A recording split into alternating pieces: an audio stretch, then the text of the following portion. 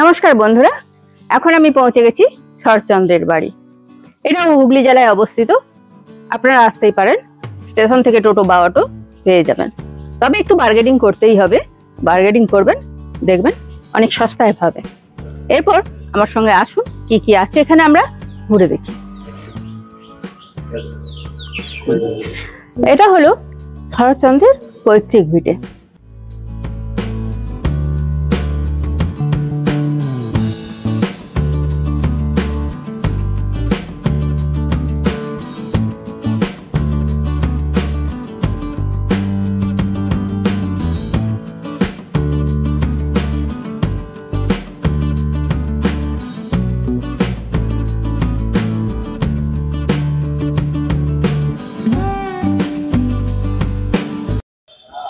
নমস্কার, আমরা পৌঁছে গেছি কাজীর দরগায়। চলুন ভিতরে কি আছে আপনাদের দেখাই।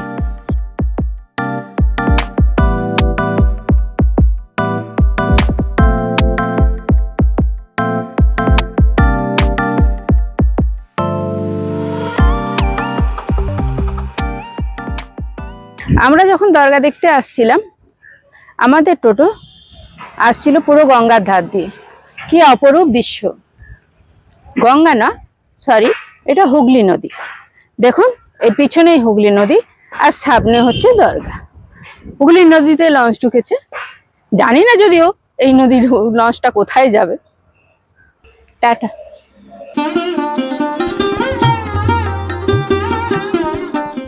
বন্ধুরা, এবার এসে পৌঁছেছি আমরা হংসেশ্বরী মন্দিরে। এই যে পিছনে দেখতে পাচ্ছেন হংসেশ্বরী মন্দির। এখানে কোনো এন্ট্রি ফি নেই। আপনারা যদি ভোগ খেতে চান তাহলে কুপন কাটতে হবে। এখানে কুপন মূল্য 50 টাকা করে। চলুন ভিতরে গিয়ে আপনাদের সব দেখাচ্ছি। আসুন, ভিতরে আসুন।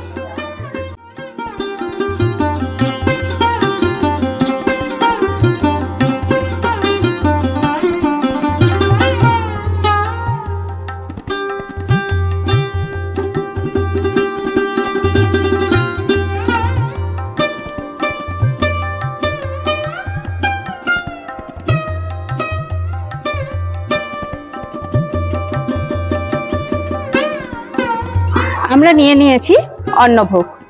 এখানে অন্নভোগ 50 টাকা নেন। এর মধ্যে থাকে চিপস ভাজা, আপনারা দেখতেই পাচ্ছেন। এরপর আপনাদের দেখাচ্ছি বের করে কি কি আছে। এটা হচ্ছে একটা 5 মেশালি তরকারি, আর আছে খিচুড়ি, ভিতরে চাটনি আর পায়েস। কি অপূর্ব সিস্টেম! দেখুন, গ্লাসে করে চাটনি আর পায়েস দিয়ে দিয়েছে। দারুণ। এবার খেয়ে দেখি কিরকম লাগে, আপনাদের সেটা জানাবো।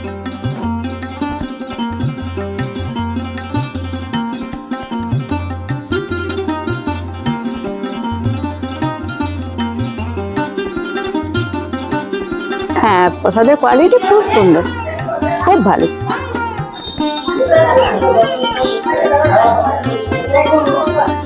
তরকারিটাও খুব সুন্দর।